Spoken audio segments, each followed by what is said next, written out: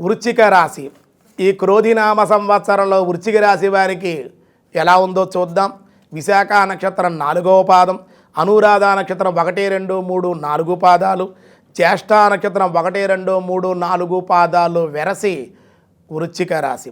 వృశ్చిక రాశి వారికి ఆదాయం 8, వ్యయం 14, రాజ్యపూజ్యం 4, అవమానం 6. ఆదాయం 8 వస్తే 14 వ్యయం ఉందన్నమాట. రాజ్యపూజ్యం 4 అయితే అవమానం 5 ఉంది. అయితే వీళ్ళకి శని చతుర్థ స్థానంలో కుంభరాశిలో సంచారం, రాహు పంచమ స్థానంలో మీనరాశిలో సంచారం, కేతువు ఏకాదశి స్థానంలో కన్యారాశిలో హస్త నక్షత్రంలో సంచారం వల్ల యోగ విషయంలో ఈ సంవత్సరం అనుకూలంగానే ఉంది. ఉద్యోగస్తులకి అయితే కనుక చాలా అనుకూలం. సాంఘికంగా ధన గౌరవాదులు పొందే అవకాశం, గృహయోగం, ఉద్యోగంలో ప్రమోషన్లు, వివాహాలు శుభకార్యాలు కలిసి రావడం. వ్యాపారస్తులు కూడా క్రయ విక్రయాల వల్ల వీళ్ళ లాభాలు ఎక్కువగా రాణించే అవకాశం ఉంది. రుణాలు ఏమైనా చేస్తుంటే తొలగే అవకాశాలు ఉన్నాయి. బాకీలు వసూలు అవుతాయి. తలచిన పనులన్నీ కూడా నెరవేరుతాయి. నూతనమైన వాహనాలు, చాలామంది బంధుమిత్రుల వల్ల సహాయ సహకారాలు లభిస్తాయి. నూతనమైన వ్యక్తులతో పరిచయాలు ఏర్పడతాయి, బాంధవ్యాలు ఏర్పడతాయి. మధ్య మధ్య ఊహించినటువంటి స్వల్పంగా చిక్కులు కూడా ఉన్నాయి. అనారోగ్య సమస్య, మధ్య మధ్యలో తెలియని నిరుత్సాహం వెంటాడే అవకాశం ఉంది.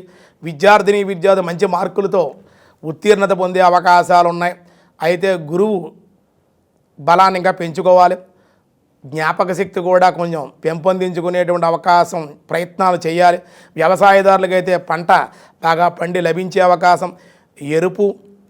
అలాగే ఎరుపు రంగు పంటలు అనుకూలంగా ఉంటుంది. అలాగే క్రిమికీటకాల నివారణకే కొన్ని క్రిమి సంహారక మందులు కూడా సమయానికే మీరు వాడాలి. వ్యవసాయం పట్ల నిర్లక్ష్య భావం వృశ్చిక రాశి వారికి పని చేయదు.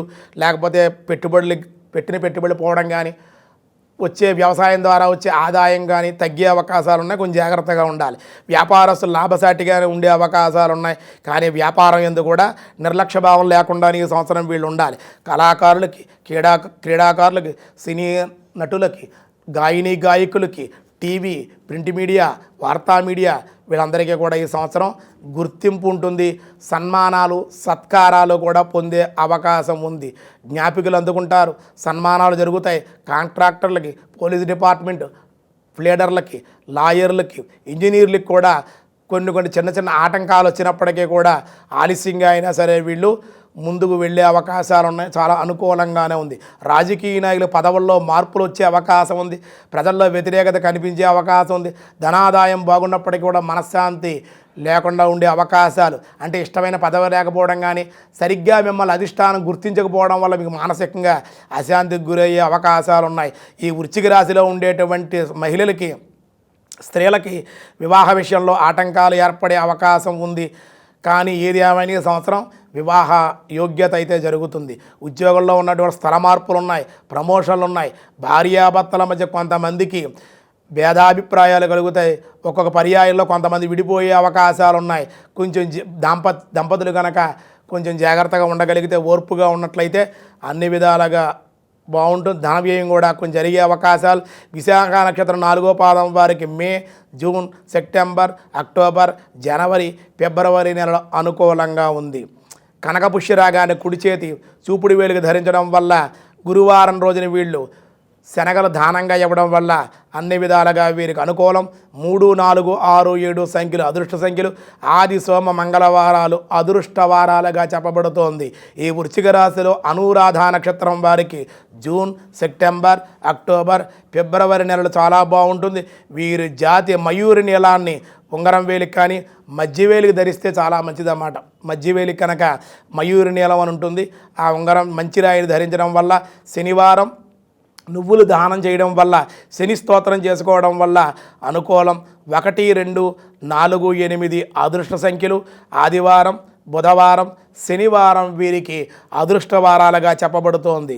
జ్యేష్ఠ నక్షత్రం వారికి జూన్, జూలై, అక్టోబర్, నవంబర్, ఫిబ్రవరి, మార్చి నెలలు చాలా అనుకూలంగా ఉంది. వీరు కుడి చేతి చిటికిన వేలికి పచ్చ ఉంగరాన్ని కనుక మరకతం అంటారు, దాన్ని ధరించినట్లయితే అన్ని విధాలుగా బుధవారం రోజుని కేజీ-పావు పెసలు దానంగా కానీ, ఆవుకి నానబెట్టి గ్రాసంగా కానీ అందివ్వడం వల్ల అనుకూలంగా ఉంటుంది.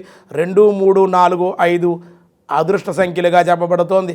ఆది, బుధ, శుక్రవారాలు అదృష్ట వారాలుగా చెప్పబడుతోంది. మొత్తంగా ఈ వృశ్చిక రాశి వారికి ఓవరాల్గా ఎలా ఉందంటే ఈ సంవత్సరం కొంచెం అనుకూలంగానే ఉంది. అయితే శని రాహువులకి జపదానాలు చేయించుకోవడం వల్ల, అలాగే దుర్గాదేవిని, వెంకటేశ్వర స్వామి వారిని, పరమశివుడికి అభిషేకం చేయడం వల్ల, శనివారం రోజు ఆంజనేయ స్వామి దర్శనం వల్ల, ఆంజనేయ స్వామి ఆలయ ప్రదక్షిణాల వల్ల కొంచెం మీకు మేలు జరిగే అవకాశం ఉంది.